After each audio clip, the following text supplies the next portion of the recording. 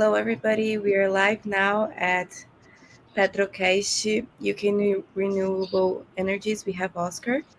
Nicole, can you please talk? Yes. Thank you, Paola. Gente, antes de começar, tem alguns avisos. O nosso Petrocast vai ser totalmente em inglês. O YouTube tem uma opção de você gerar automaticamente as legendas em português. Vocês podem ativar isso se não se sentirem confortáveis com essa nossa dinâmica. A gente vai tentar para os próximos Petrocasts que tivermos convidados em inglês fazer algum tipo de tradução simultânea. Além disso, eu queria lembrar vocês que para ganhar o certificado de participação, tem que preencher o formulário de satisfação que a Milena, que está no YouTube vendo os comentários, vai enviar quando estiver próximo de acabar a nossa palestra aqui. Então, preencham para ganharem o certificado. Não se esqueçam de se inscreverem no nosso canal. Por favor, sigam a gente nas redes sociais. O nosso Instagram é @ligpetro. O FRJ, o nosso processo seletivo está chegando para 2025.2. E sintam-se confortáveis também para enviarem perguntas em português. Faltando 15 minutos, a gente vai abrir o chat e vai traduzir essas perguntas para o Oscar. Bom, vamos começar.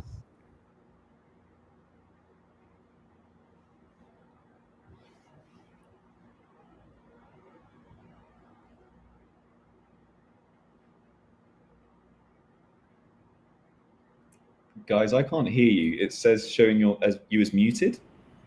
Sorry about that. Oh my God. Paola, was you listening to me? Recently. I was listening to you. I was okay. You were speaking before this time. Just in the Okay, last... I'm sorry, Oscar. I'm sorry. I said I was thanking you. Thanks for accepting our invitation. It's a pleasure to have you with us today to talk about your study field, to talk about a little bit about your career as well. I will pass the word to Paola to introduce herself, and after you have the word to talk a little bit about your curriculum, and after we will start the interview based on the previous questions that we have prepared that I sent to you. Paola? Oscar, the first question. What measures did the United Kingdom adopt to encourage new reusable energy after the 2008 and 2009 crisis? Okay, cool. I'll quickly introduce myself before I answer your question. I'm meu nome é Oscar, meu português é muito ruim, so yeah, falar inglês. So I've been studying renewable energy, doing my PhD. I'm in my final year, and I've worked in the industry for about 10 years.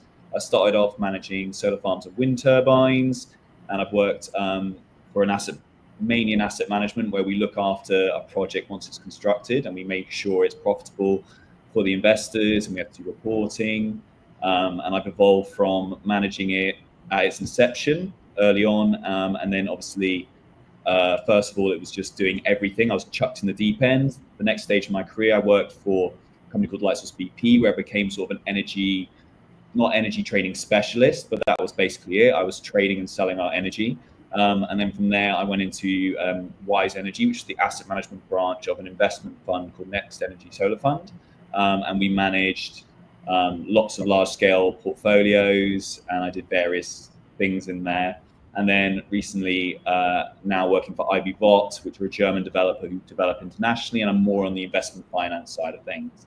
So so I will happily talk about energy to you and your listeners. And if you guys have any questions at the end or any time, jump in. And especially, I know when I was studying, I just wanted the guy speaking to tell me how I could get a job. So if you have any questions regarding like how I got into the industry or anything like that, let me know. So to answer your first question, what measures did the United Kingdom adopt to encourage the use of renewable energies after the 2008-2009 crisis? So my PhD is in this, so hopefully I know what I'm talking about. So after the 2008-2009 crisis, you had basically an economic crash, which we've seen these happen time and time again. And for the UK government, they had pictured their image as a green government. They even put a green tree as their symbol. And they wanted they used renewable energy, you would think, as a way to stimulate economic growth. So I believe a lot of your listeners are IR or maybe economics graduates. So renewable energy was almost like a Keynesian economic stimulus policy. So they decided to offer subsidies to promote renewable energy.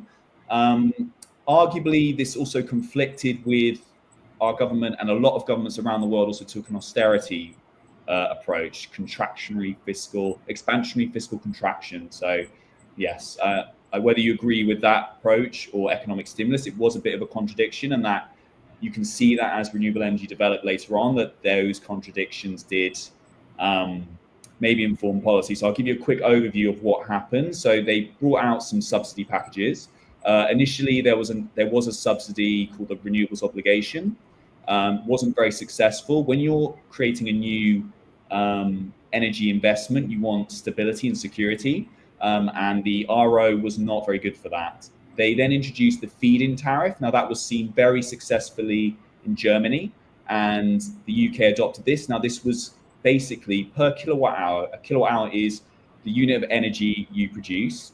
I hope if I'm not being condescending to anyone, if people already know this stuff, but I will just break it down just in case there's people who don't. So per kilowatt hours are the energy of unit energy site produces.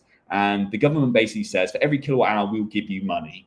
It's very safe. When you're building an investment, you know, it's very lucrative. It's very easy to understand for investors. So it produced a lot of growth. Shortly after, even though it was successful, they then curtailed it, said we're spending too much money in this. They then changed the mechanism. The RO became more popular, and they introduced something called the CFD. And if you know anything about a CFD is a different type of mechanism. Instead of saying for every unit of energy you produce, you're going to get X money, it's saying if the revenue you expect to get goes below a certain amount, we will pay you to make sure it gets the minimum you expected. So it's more of a security. The actual mechanism, the way it works, is it guarantees a price per kilowatt hour. So when you sell your energy on the market, you will get a pence or a pound per kilowatt hour, or a real per kilowatt or megawatt hour. And basically that was a guaranteed price. So they then started, peculiarly, which I will get onto more, they then started rolling back these subsidies. They said they were doing it to save money and that they were spending too much. But at the same time, they offered an extremely generous one to a nuclear plant called Hinkley Point C. And they started offering tax subsidies to oil and gas in the UK. Now they announced it when they were challenged, saying, why are you providing subsidies to oil and gas? They said tax breaks aren't classified under the IMF definition as actual subsidies. So they said, we're not actually subsidizing oil and gas. But if you actually look at it, it was billions in tax subsidies due to the about 2.3 billion in reductions in tax breaks. And just to give context, and the CFD to the nuclear was about 30 billion, and they thought they overspent on renewables by about 7.6 billion, exceeded it by 1.5 billion.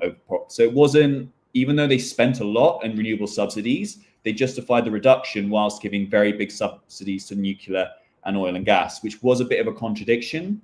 I basically, in my thesis, there's a lot of influence in the UK by oil and gas. It's a big part of our infrastructure. It's the legacy technology, and there's a lot of conflicts of interest within government who have influenced by oil and gas technologies. And nuclear is owned by EDF, which is one of the biggest energy companies. And even if you look at the way in an energy network, there is when you pay your bill in the UK, I don't know about Brazil, but I expect it's something similar.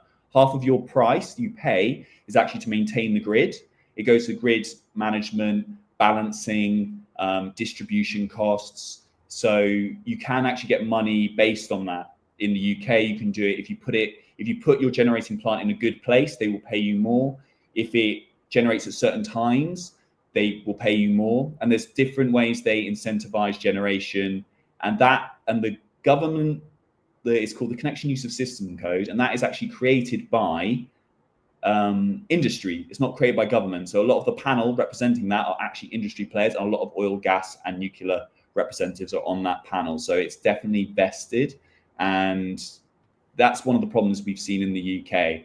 And so I would say, just to not go off on too much of a rant and stick more to the question, if you sort of just say, what measure did the UK adopt? It was to provide subsidies. They provided subsidies. It was after the Kyoto Protocol, and they provided the FIT was the main one, and then they adopted it to technologies like the renewables obligation, which was a certificate based on volume, and that. So the FIT was ideal. The RO renewables obligation was, you basically have a pool of certificates, so you can't earn more than a certain amount. So that was, again, they basically produced ways, CFD, the RO, there are ways to support renewables, but not without giving them sort of a blank check. It was more curtailed. The RO was, they would only issue a certain amount of certificates a year. So if more technologies were produced, it would then reduce the amount of subsidy paid, and everyone would receive less as well. They then later even removed the grandfathering rights on these subsidies, which basically meant that they could basically change the amount of subsidy. They could change their mind at a later date. And when you do investments into anything, if you're a government and you want to promote investment in anything, you need to give security. So one of the big things, I'm going off on a bit of a tangent here, but one of the big things that was seen in Spain was they offered this feed-in tariff to renewable energy generators, and then they took it away. So if you had given me money towards my donut shop, and I said, you're going to get X on your donuts, and then I changed my mind, say, no, you're not going to get that money anymore, you then won't trust me again. And that was a big problem in Spain for renewable energy investment and investment in general, because people lost faith in the government. A lot of people lost jobs. So the UK didn't quite do that, but it removed the rights that they couldn't change their mind for renewable obligation. The feed-in tariff, the people who got in early on, they kept it, but then they drastically changed their mind. They reduced the amount going forward for future generators, and they eventually removed it for future generators. So yeah, that was basically an overview of subsidies in the UK. And yes, I will stop on that point.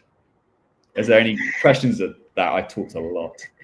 No, I think you already answered the second question. How did the financial crisis influence investments in clean energy in the UK? Yeah, I can. So basically, the financial crisis, it was following the Kyoto Protocol, which I already mentioned. So I understand it, how the financial crisis influenced it. It's not just they wanted to promote renewable energy as a growth strategy, because the Conservative government went on a very heavy austerity policy. So they're spending more in one sense, but the rest of the nation, the rest of the economic policies, they're actually cutting spending to different industries. So arguably that was a contradiction, and that was one of the big reasons they then rolled it back, or they justified rolling it back. But there are some logical contradictions there if you look into it in more detail. So actually, when they did the renewable energy spending, was it successful? That's a good point to look at. Was it a good policy? Apparently, it occurred for a third of the UK growth in the year after the recession, when they promoted, and we saw that explosion of renewable energy. So it is a very good growth mechanism. I know, as you are IR scholars, a lot of your listeners are, you'll know that I work in renewable energy. I'm obviously biased, so feel free to do your own research. But generally, the consensus is renewable energy, because it's smaller often, not now, we're building a lot bigger scale, but it requires a lot of more people to manage it than, say, one nuclear power station. If you've got lots of smaller renewable energy distributed energy generation technologies, it requires more people, so you employ more people. It gives more expertise in a new area, so you then develop knowledge that you can export globally, and you can develop expertise, build industries that are growing internationally. It's cheap. It's very cheap to build. So that also means that the return on investment, they don't need high energy prices to justify construction. So it basically, and it's very cheap. So the sun shines, you get energy. We don't need to buy raw materials, which can be, for example, oil. It can get extremely expensive to extract, or supply and demand, and that can influence energy prices. But renewable energy, the sun is always shining. there's always waves, there's always wind. So even if you offer me, a terrible price for my energy, or the energy prices are really low, we're still going to keep generating. So there is an argument for renewable energy that we're cannibalizing our own profitability, because the more successful it is and the more renewables we build, the lower energy prices go, and it hurts the profitability. So that is one thing that renewable energy investors are sort of keeping in mind. But in general, it provides lower energy prices for consumers. And just refreshing the question, how did the financial crisis influence investments in clean energy? So the financial crisis, the problem was austerity. So the financial crisis, it was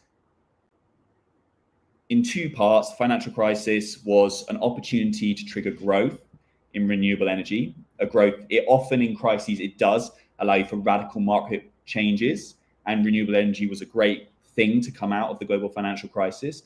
On the converse side, there was this narrative of austerity, and that, along with increased lobbying from the fossil fuel and nuclear industries, they then went, look, you're making cuts, it's expensive, you're adding it to the taxpayer.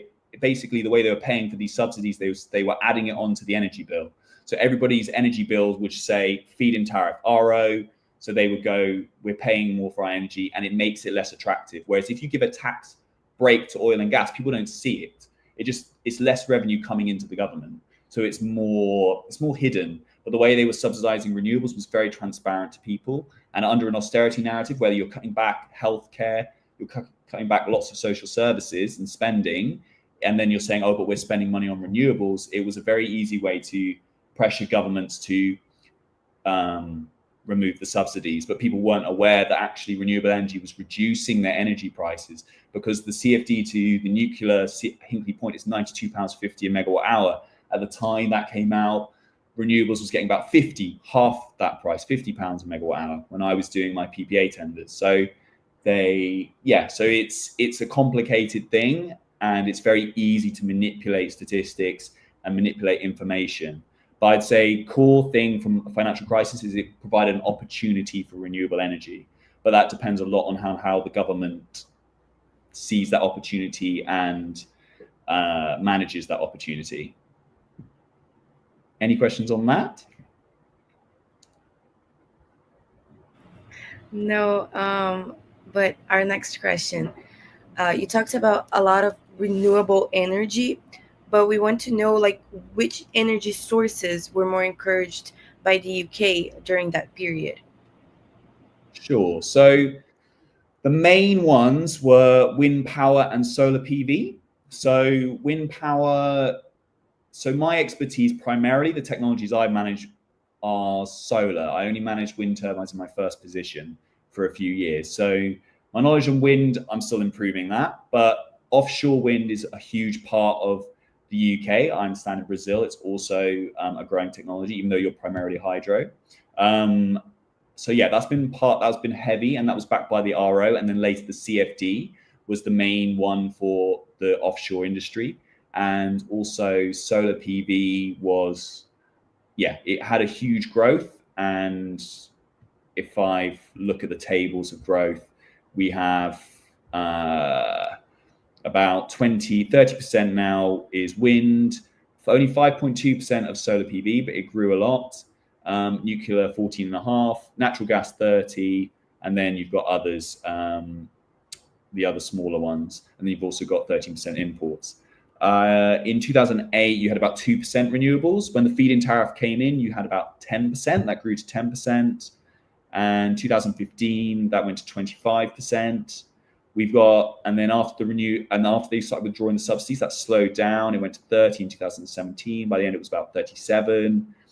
But now you've seen a steady growth still. So we've got about 51% renewable electricity, which is brilliant. But if you want a full green transition, that's more complicated, because renewable energy you need to invest in storage technology, which changes the profile of renewable energy. Renewable energy is an intermittent. It only generates when the wind is blowing, when the sun is shining, hydro. So you need storage technology to create a base load profile. So the good thing with, for example, fossil fuels and nuclear is when you switch it on, it produces energy, right? So you get this flat line. You don't get this sort of curve. So if you have storage technology, you can store it and release it when it's needed. So that would help. Hydro is actually one of the best ways for that. Brazil's big in it. We've got it in Norway in the UK as well. But you can only do hydro where you've got the natural resources. So they're trying to develop batteries at the moment to create that baseload profile, or matching technologies like wind and solar. So they kind of generate when the other one doesn't. So it creates more of a normal, a more flat curve. So yes, which renewable energy sources were most encouraged? I would say initially solar and onshore wind. They then changed heavily to offshore wind. And then they provided that now whether you consider nuclear to be a renewable or not is contested.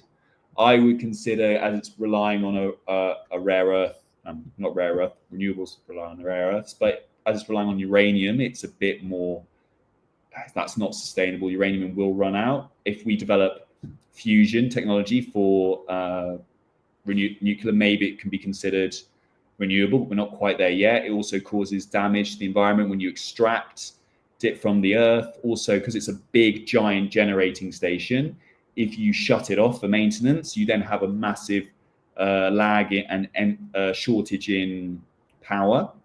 So you then have to find that from somewhere. So, and also as we're in this era now of war, if someone was to destroy a nuclear power station, it's much easier to shut off electricity to a country.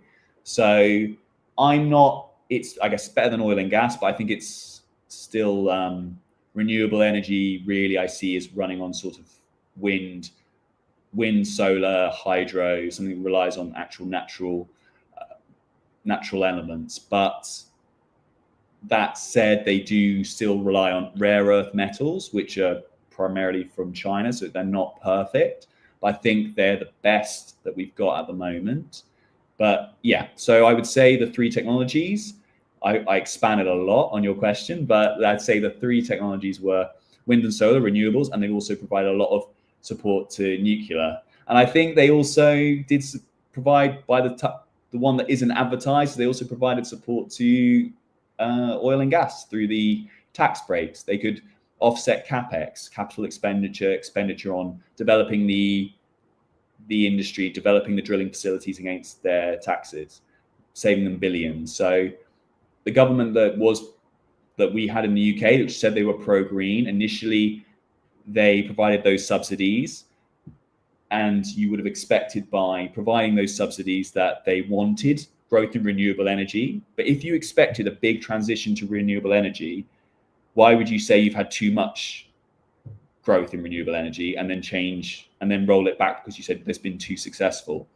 In my mind, that's just an inherent contradiction. If you say, I want 100% renewable energy, and you get to 50% and you say, oh, we're spending too much, you never expected your subsidy scheme to be successful.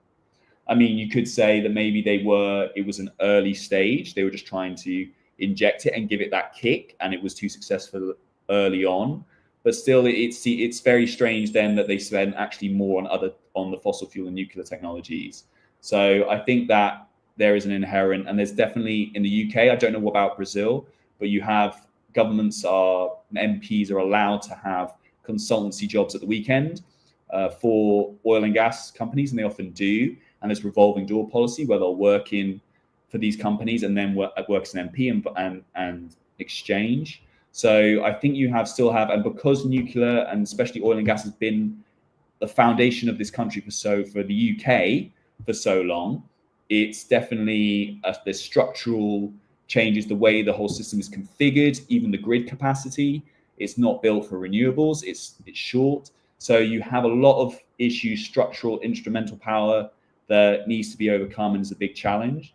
So I would say it's balanced. It's balanced. They did provide support initially for renewable energy, but I think shortly after even though they still provide support for renewable energy, it's definitely, they could do more. They definitely could do more, and there's definitely been resources allocated, especially recently with increased North Sea drilling into the traditional technologies back to oil and gas. There doesn't seem to be a massive rush to get away from those technologies yet.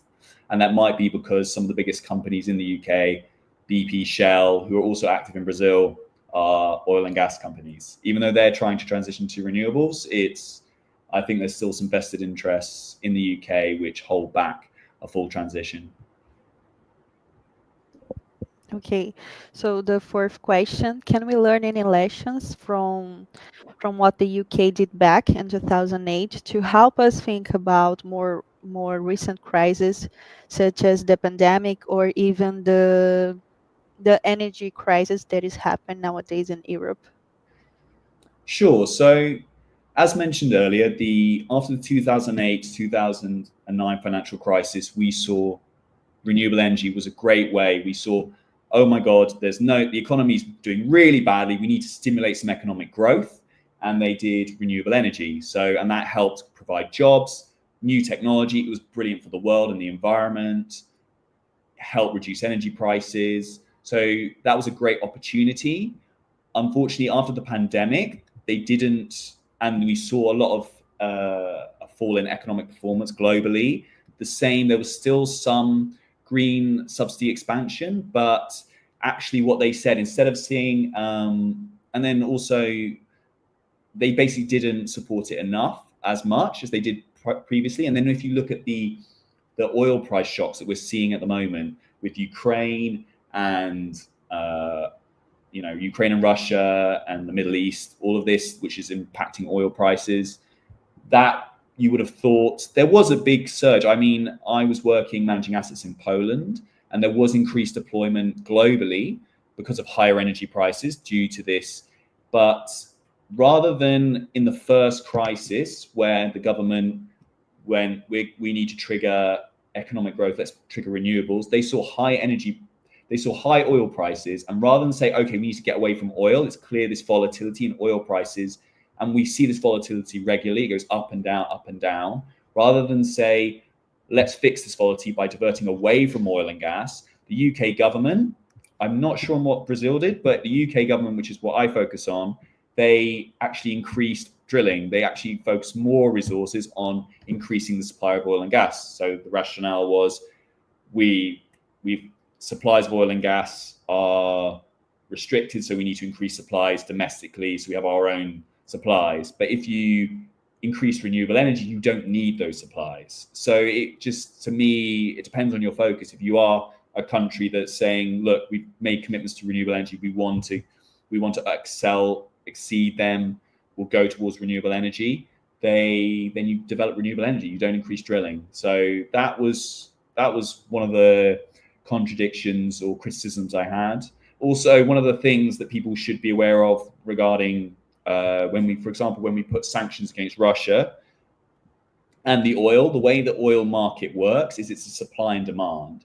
So UK can say we're not going to buy Russian oil, but if Russia then supplies it to India and then we buy it from India, it doesn't change the global pool. As long as we're still getting it from the same pool of supply, you're not changing the demand supply dynamics.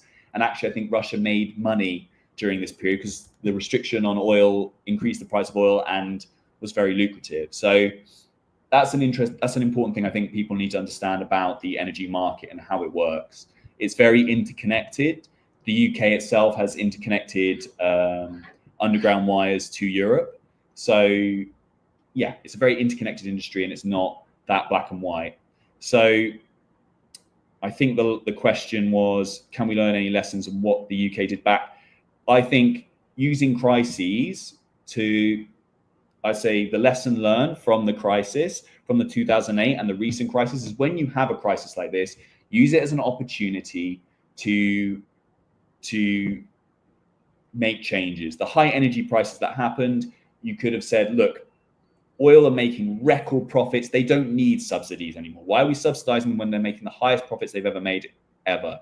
So reduce that, increase subsidies for renewable energy. You could have taxed their profits and redirected that to making the energy infrastructure, which even I think Brazil struggles with as well, where I think all countries do, to adopt renewable energy, which is an intermittent generator and is a limited grid capacity. So I think, I think the lesson from 2008 to the current crises is use it to trigger good things, use it to trigger growth in the right areas. It's how the government approaches it. You can use it to trigger, I'd say, from a renewable energy advocate, I'd say use it to grow more renewable energy and get the benefits out of that, rather than just thinking short term. Think long term. Don't just think, okay, let's get more oil or increase oil to immediately stop it. Let's think long term, like that this will be much more successful in stopping this ever happening again, rather than just fixing it in the short term.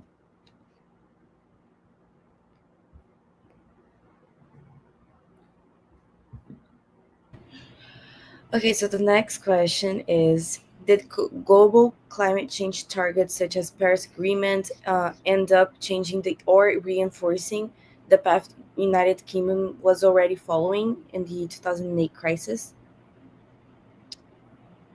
Yes, I think the Paris Agreement reinforced what was already going on, because it was signed in 2015, and we saw that in 2010, we'd already, just after the financial crisis, we already saw the feed-in tariff come into play, and it was already expanding. I think the Kyoto Protocol, which was 1997, ratified in 2005, it predates the financial crisis and therefore was more influential in the growth of renewable energy.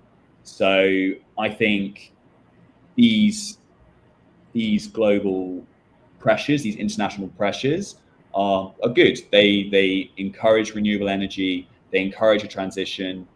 And you look at international pressures, you've got also the converse, you've got various pressures, and I think you need, the more you have, the better, because you have the converse, you have political pressures. So when you have pressures to contract spending, if you've got subsidies on renewables, obviously that's a counter pressure. But that also depends on how that's obviously worded. If it's explained that renewables are cheaper energy, as I've discussed. So I'd say on global climate targets, they definitely put pressure on governments to be held accountable. And we've seen a lot of growth. You see China's huge on renewables. I think Brazil's a really good country for renewable energy. Sweden, a lot of Europe are very good on it. And I think it's good. It gives transparency and puts pressure. So not too much I can rant on about that, actually. Just that it's a good thing. Okay, so before we move on to the next question, I cannot ask you, but because it's not the main theme of this meeting today, but I would like to know more about you, because considering the escalation tensions in the Middle East, nowadays, particularly involving Iran and Israel, OPEP. How do you think these geopolitical pressures and tensions nowadays influence the pace and the scale of this renewable energy adoption in UK and other countries in Europe, for example? I know it's not the main theme today, but I would like to know more about that. Well, Iran are a big oil producing country. So yeah, I think the US still has their own supplies. And the problem is, when you have countries which have their own oil and gas supplies, there are big incentives to not rule out oil and gas, because then when there's a restriction in supply, you actually make a lot of money. Even in tax revenues, you make a lot of money from the oil and gas. So there's big pressure on these countries that they've still got these financial incentives to still keep oil and gas. I think it does show, though, that in terms of energy, increasing wars, I think China is developing renewable energy not just because it wants to be a good country. I think a lot of countries are developing renewable energy because they know if a war happens, you're much more protected from energy outages. If you want to target energy infrastructure, so even now Russia's been putting trawlers and cutting the energy in the interconnectors between the UK and Europe, which provides a lot of our energy. If you have a solar farm in your country, it's very difficult to blow up every single little solar farm. And if people have solar panels on their roofs, for example, that's very hard to cut people's energy out. So energy is a huge thing in war now. If you cut out that, you saw that the Russians targeted Ukraine's nuclear power station. I think they're doing it now. So cutting out a country's energy is a key part of war. And I think for energy security, and Iran is highlighting this, countries will probably think in this this time that actually renewable energy is important and energy security is extremely important. So I'd say purely on an energy perspective, yeah, I think I think it will encourage renewable energy, but you've still got a lot of vested interests, and a lot of them, I think some of the richest countries in the world are oil and gas companies, and that's always going to provide obstacles to a transition. I think there's also, I've seen reports that in Ukraine there's actually stores of, and in Crimea there's stores of oil and gas. I even saw a report, but probably want to verify it again now I'm saying this, that there's oil and gas in Gaza. I think there's always, you look at a lot of the wars, in Iraq there was oil, there's always resources. I think there's always a underlying interest of oil and gas in a lot of these conflicts that we see, and natural resources. If you look in the South China Sea, the Spratly Islands, China's trying to secure these little islands that are in the middle of nowhere, and they think they're really important, but because there's oil and gas reserves. So a lot of the wars that are going to happen in the future, and as oil and gas reserves dwindle, we're going to see more. There's no way countries aren't going to go to war more as resources. So I think if we actually want world peace, we need to develop more renewable energy, or, you know, I'm not a biggest fan, or nuclear, but something that we're not going to fight over, that there's enough of it to go around and we can. So yeah, I'd say hopefully it promotes renewable energy, but let's see. Okay, thank you. So, do you think UK influence other countries in this scenario? For example, could Brazil have been inspired by something? Is there an exchange of experience or partnerships in this scenario? Yeah, so you shared with me, Nicole, a very interesting article. I think Brazil, you've already got, it's different, but you've already got a strong hydro renewable energy. I think from what the UK did, we had I think it was quite interesting. One thing that the UK set forward was the CFD. It was quite successful in promoting renewable energy. And I understand that Brazil is also wanting to emulate that and use it for its own offshore wind. And I think the main thing that it's attracted to from the UK is our renewable investment. So that article you shared with me, the agreement that they're going to enter into, that's I think it's also France, Norway, Chile, Colombia, Tanzania, and the United Arab Emirates and Germany. I think that's more to do with finance and make it easier for renewable investment into the country. I think the foreign direct investment, I think, is brilliant. And I guess it takes, if you're going to get foreign investment into renewable energy, you're going to get also countries that have a lot of expertise in renewable energy, then passing on their expertise and obviously developing an economy. It's shown, I mean, London, we did it in finance, right? We attracted foreign investment. So Brazil doing this to increase their own renewable energy development, and partnering with the UK, because we have a lot of renewable investment funds in the UK, and we're always looking to build abroad renewable energy plants, as my job has been in part, but actually for the Germans, not for the British, for my current role. But I think the only downside is you have then the risks are you've got foreign direct investment. So if there are exchange rate fluctuations or issues in that country, that might impact Brazil, because, for example, if you've got investment from Iran building not saying that's one of the countries, but for example, and then it goes to war, that could impact the company. And then you've got the company that owns your infrastructure is then is impacted. So that's the risk with FDI, but there's obviously, there's huge benefits also, because when you have countries investing in countries, it means that they have vested interests. It means wars are less likely. It means that the economy, it grows. People in that country earn more money. There's more jobs. So there's loads of positives, but there's also, I'm just going to be being balanced and saying there's also things that you need to be cautious of with foreign direct investment.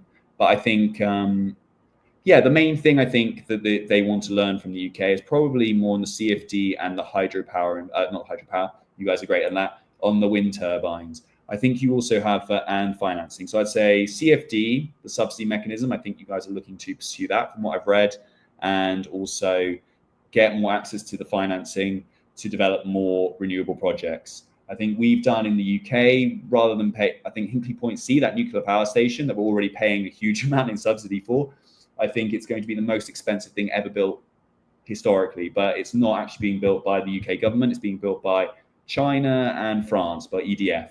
And they're, I think, 50% stakeholders, owners. So yeah, so if you've got a huge energy project and all this energy investment, it's also risky because you can invest in renewables. A lot of the time, it might not get planning permission in the UK. So it's a big boys game often. You have to have a lot of money behind you, which is why a lot of infrastructure funds, investment funds are building these things, people with a lot of money, basically. And I think there's a lot of risk as well in case you build a project expecting very high energy prices, as we've seen a lot of people did, and then the energy prices tank, then you're risking it. So another positive with Brazil attracting foreign investment is that ideally you get other people to pay for your energy infrastructure, and then the more supply you have will push down energy prices, which is good. Arguably, you might want it nationalized. Some people might argue that the revenues from that energy should go back to the people. So some people might want nationalized energy infrastructure. But I guess if the government don't want to have to pay the outset, which is a lot of money, and there's a risk of the money not being unprofitable, you get foreign investors to come in, and that builds the energy infrastructure that you need. So I think they're looking down that route, and I think they're also to modernize the infrastructure as well. I think, like the UK, Brazil needs to modernize their energy infra. The grid capacity is limited to allow for more. So I think they're just trying to pool tech, and I think it's that list of countries I made earlier. I think they're just trying to pool investment and encourage renewable investment, basically, and reduce the barriers to this.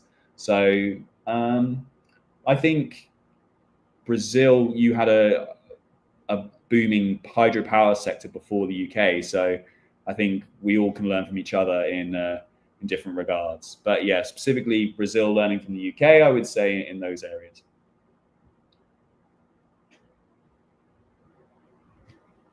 Thank you, Oscar. We will be opening the chat right now. So João Pedro Areias has a question. How did the public in general see the harsh change in energetic source in the crisis scenario? I think so. You've got to get public buy-in with any change in energy, because you know what people are like with change. You need to give a good narrative. You need to give a good explanation.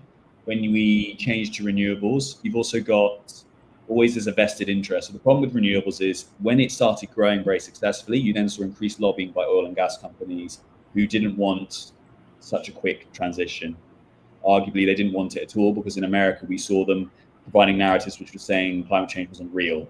So it's in their interest to slow it down. So I think it's less and the public, not all of them are studying energy. Not all of them know the dynamics. It's very easy, like I said earlier, to manipulate statistics. So, for example, our government, they would say, oh, we're doing this much renewable energy, and it was higher than the amount of energy we were generating in the country, but they were including renewable energy generated in Europe that we were receiving through underground wires under the North Sea. So they were manipulating the statistics to make it look better. Or they'll just take renewable energy, they'll say, oh, we're nearly 100% renewable energy, and it was one day in the year where the sun was really sunny and the wind was blowing. So I think how people react to it is depending a lot on the narrative of how the government portrays it. And the government decided to first portray it as renewable energy will be this great thing. We're going to solve climate change. We'll employ people. We'll trigger growth after the financial crisis. It'll be brilliant. And then they suddenly changed the story to, oh, we spent too much money in it. We need to cut spending. And then that also depends. If you're an economist, you'll immediately be picking this apart, because some people, it's proved that austerity or expansionary fiscal contraction, where you reduce spending in order to reduce the deficit, which will then increase economic growth. The way I see it, I study political economy, So I'm sure people may have different views, but the way I see it is if you're spending in an economy to generate economic growth, you need to run it like a business. So you need to see, you invest 1 million, you expect 2 million in tax revenues. You need to see a positive growth. And I think renewables is one of the better ways to do that because of the amount of people it employs. And also I think it was about 20 billion, it's in the billions, the damage of climate change is going to cause to a country. I think Mark Carney, the head of the Bank of England, was saying at the time, he was saying that it's going to cost huge amounts just in insurance, being increased with more volatile weather conditions. So I think how it's accepted by people is dependent on the story that the government tells. And the problem is when you're telling a story to energy is incredibly complicated. Maybe not for people on this call, but we're all academics, but not everyone is. And I think you need to break it down very simply. So it's on experts like us in this call to dissect the information that we're given by governments and hold them accountable and say, no, this isn't true. This isn't. And I think less and less that's probably being done these days, or at least they're listening to us less. But it's still very important. Thanks. So the next question is from Guilherme. Hi, Oscar. I'm a geology undergraduate student, and my question is, what is your view on the role of geoscientists in the UK's energy transition strategy? Okay, so you're asking me probably about a technology that I'm not too aware of, because there's geothermal. I think geology is very important. You have to do. So I'm not a geology expert, so I may be saying the wrong things, but I know when you're building these renewable energy plants, you need to do archaeology studies. You need to look at the soil, and you need to look at, is the plant going to sink? Is there going to be runoff? Is there going to be, are there radioactive materials? Because there's health and safety risks. Geology for the offshore wind turbines, it's not my traditional technology, but you've got to look at, are there going to be impacts with the geology around those wind turbines? Though I think they float; they're not actually drilled in. Me saying that, but definitely for the onshore stuff, you've got to have an understanding of the earth and you're drilling into the ground and you're putting things in the ground, and is it going to slide away? I know that we, for one of the biggest solar farms they're building in Finland that I was actually managing, they were cutting down a forest. So arguably that. Different opinions on that, but as soon as you cut down a forest, the geology of the ground becomes very loose, and you've got a risk of landslides. So if you're going to cut down trees to build infrastructure, you need to make sure that that's secured. Otherwise, you're going to build a 200 million pound energy plant, and the ground's going to slide away, and you're going to lose all your money, and it's going to cost you millions. So I'd say very important, very important. Pedro Paulo has a question. He's an international relations student. And his question, considering the impacts that came from the volatility of oil prices in 2008, how were international investments in the UK's energy sector affected during that period? And in your view, how did this influence the United Kingdom's foreign energy policy? Sorry, I lost you halfway through. Is it possible for you to put in the chat just so I can quickly read it? Yeah, it's so you have a private chat and then comments. So if I go to there, Yeah. Oh, that considering the impacts that came, it's only showing me half the question. How do I? Sorry, I'm being an old man here. How do I? Okay, so Paula, could you repeat? Yes, I'll repeat. Considering the impact that came from the volatility of oil prices after 2008, how were international investments in the UK's energy sector affected during that period? And in your view, how did this influence the United Kingdom's foreign policy, energy policy?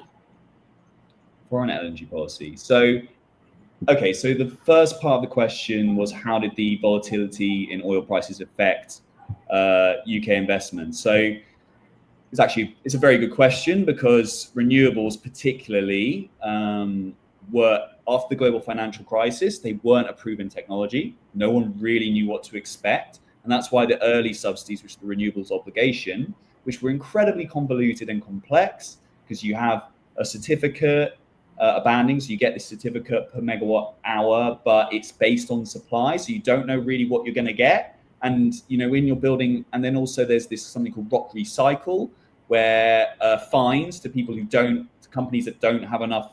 Basically, the way the revenue was paid for is it puts a fine on certain companies for not meeting their renewables obligations. So then it was just this incredibly convoluted. And when you're trying to stimulate renewable energy or energy investment, you need to have security. So I think after the financial crisis, and the volatility in oil prices, the feed-in tariff and the CFD, the two subsidy mechanisms I talked about, helped combat that. So what investors like to see, and why the CFD is so good, the feed-in tariff was better because you knew no matter what happened with the international markets, the government, which is meant to be, should be, obviously Spain ruined that, as I mentioned, but the government should be the most reliable contract you've got, or one of the most reliable contracts you've got. And they were saying they're going to pay you, no matter what happens, they're going to pay you X. So you knew, if I built this and I spent £10 million of my own money, I knew I was going to get X. So that's what the subsidies were good for. And that's why I said when you remove these, it can be very harmful if a technology isn't established. So the volatility in prices, I know now that I think it's strange that we get surprised when the prices go up and down, but I've been in the industry for about 10 years and they always go up and down. We went even into negative prices at one point for oil. And I was like, I'm a renewable energy advocate. And I was like, where can I store some oil? Because I know it's going to go right back up to a ridiculous price at some point. So yeah, I think what it did was the volatility triggered governments to provide the impact of the volatility after the financial crisis, triggered governments to provide security to investors. Because that when you have crises, you often see, any of you who do stocks and shares will have seen this, bonds, things that are very safe, go up. So renewables did really well, and renewables and safe investments do really well in times of crises. So, and what was the second part of the question that I can't see? I don't know if I've answered it all yet. In your view, how did this influence the United Kingdom's foreign energy policy? Foreign energy policy. We've increased our interconnections with Europe, and foreign energy policy, probably need to know more about that. Probably need to read up more about that. But I know that we've developed more interconnectors with Europe. I don't know if there's been a direct impact of this. I know that we've exported our technology and we've wanted to, and I know that the companies I've worked for have looked to build globally. They're looking to take advantage. They're taking the expertise that they garnered in Europe, the company, and they're going, well, this country is going to give us much more money for our energy if we build a solar plant there. So they're trying to export that. And I know that after Spain cut the feed-in tariff, we had a lot of Spanish engineers and a lot of Spanish renewable energy experts actually working in London and coming to London to share their expertise. So it's always a good industry to develop in your economy, which is, I can understand why the Brazilian government is also very pro renewables, or trying to promote it with the UK at the moment to get that expertise as well. So yeah, so in terms of foreign policy, I think foreign energy policy, I don't know if there's a specific thing by the government, but I know industry naturally, and the way of when you produce any successful industry in a country, it exports its knowledge and it gets money from investing abroad. So that was the impact, I'd say. So Oscar, the last question, Guilherme again. How has Brexit changed the UK's renewable energy policy? That's a good question, and probably something I definitely should know more about. And I will read up after this. I think from what I've seen, I think the main there were definitely risks. So, for example, a lot of these investment funds, they are financial institutions, and once you separate and you create barriers, you discourage investment. And I know that a lot of maybe investment in the UK has definitely been reduced. I've seen much more a focus on building power stations abroad than the UK. I think that probably is a result of Brexit, but I don't know about the exact mechanisms. My job was purely to, in terms of understanding energy prices, was understand global energy trends and what might happen in the future. I don't know if I ever saw a specific impact of that. I think energy still, and the energy agreements still affected or still were in effect. There's definitely, but I wouldn't take anything I say on this verbatim because I definitely need to read more. But I think I think generally, I think I don't think there was any material impact on energy prices, but potentially on investment in the UK. And the UK was a financial institution that was primary in Europe, and it's affected the whole investment side and made it harder for UK as its main industry is finance. It's made it a lot harder, and definitely harder for our renewable energy investments as well. But for example, which is probably why I ended up working for a German renewable energy company. But yes. Okay, so thank you, Oscar. I think we just finished our presentation today. Thank you. It was a pleasure. I hope we could do more lives like that, and people are make some comments to you. Thanks for bringing these important topics, Paola. It was a really great discussion. I learned a lot for renewable energies and British policy for renewable energy. It was really great. Thank you for um, dedicating some time to us. We are undergraduate students, so that's really important to us. Yeah. No problem. Thank you for inviting me. And I was at the start saying I don't know if I'll be able to talk for a whole hour, and I easily did it, didn't I? I wouldn't shut up. So yeah. Thanks for listening to me rant for an hour, everyone.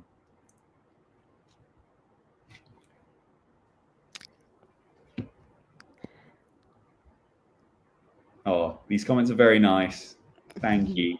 And if anyone has any questions or wants to reach out, feel free on LinkedIn or whatever.